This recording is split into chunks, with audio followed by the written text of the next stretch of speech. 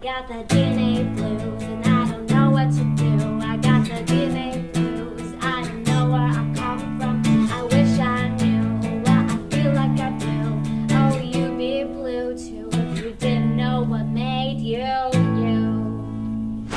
Hey, I'm Katie. I'm Sun Mee. And for some reason, we're in a bar. And we're about to ask you for money.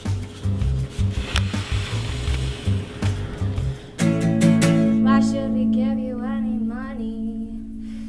A few months ago, we produced a show called The Origins Project, Memoirs in Motion. It was about Korean adoption. My piece was about searching and reuniting with my birth family in Korea. My piece was about not finding my birth family and what I did with that. The stories were very personal. We had no idea what the response was going to be. The entire run sold out, and even with an added show, we still had to turn people away at the door.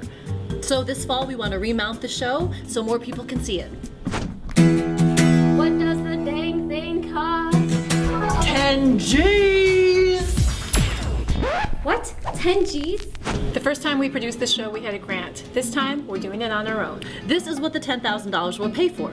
Space rental, director, publicity, stage management, postage, director, graphic design, mileage, videography, artist fees, outreach, writing, personal time, administrative time, and this magic hat.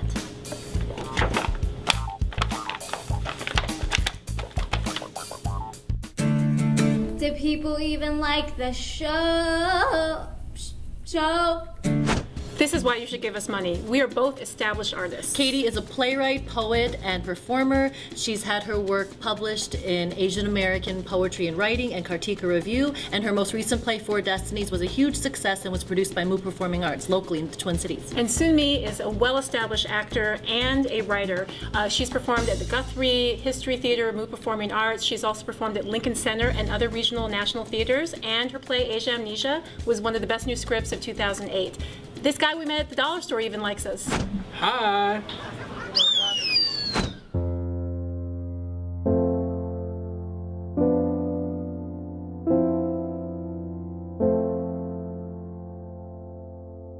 The play made me feel very empowered as an adoptee. Katie's piece really brought home the ambiguity that a lot of adoptees face. In fact, I think the majority of adoptees face, including myself.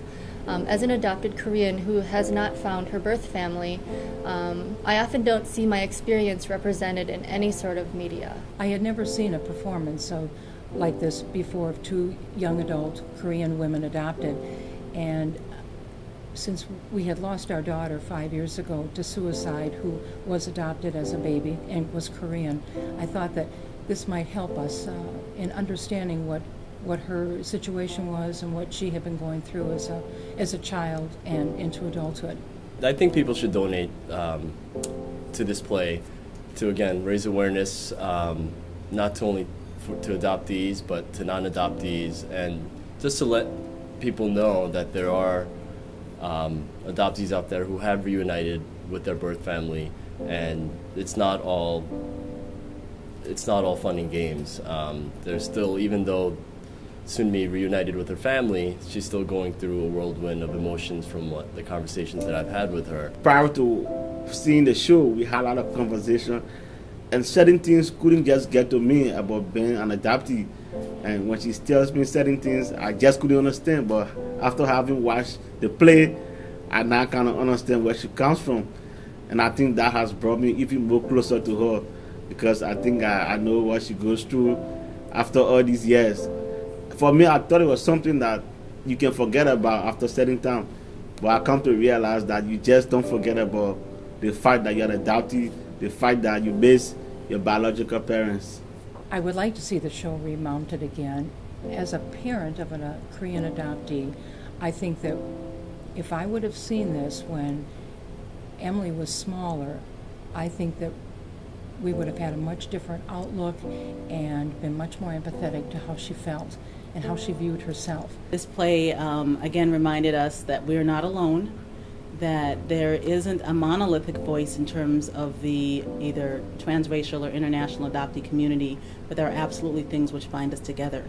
issues of belonging, issues of not knowing our birth cultures, issue of not having access to our medical records, which is huge. These pieces are important because they come from adult adoptees themselves, ourselves.